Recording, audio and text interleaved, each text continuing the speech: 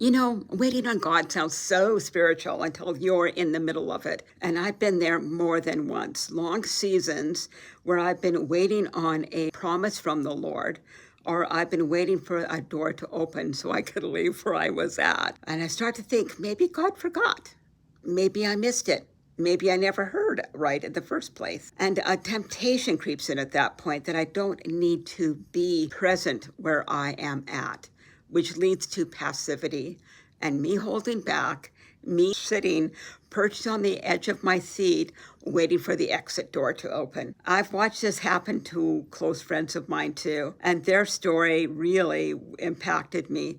I remember when they moved across the country to help family, they left jobs, our church, and the neighborhood they loved so much, and they found it so hard to connect being in a small town where everybody knew each other's name except their name. They were lonely. And then the person they went to help passed away. Now they were grieving and stuck, and they didn't have the finances to move back. So when we were having a phone call one day, Jeremiah 29 came to mind. You know that chapter that says, I know the plans I have for you?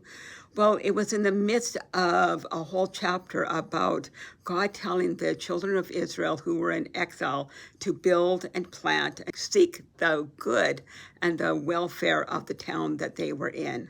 So it wasn't about escaping. It was all about how to live and thrive where you are. Something shifted in my friend that day. She leaned in and she began to invest in that town. She chose up. She chose to see the good there. And I was challenged too, because that internal shift in my friend really made a difference. Eventually, they did end up being able to move back. But that waiting season for them was not wasted by any stretch of the imagination. I remind myself that waiting is not supposed to be a time where we withdraw and we pull away from the now. We still got a garden to tend.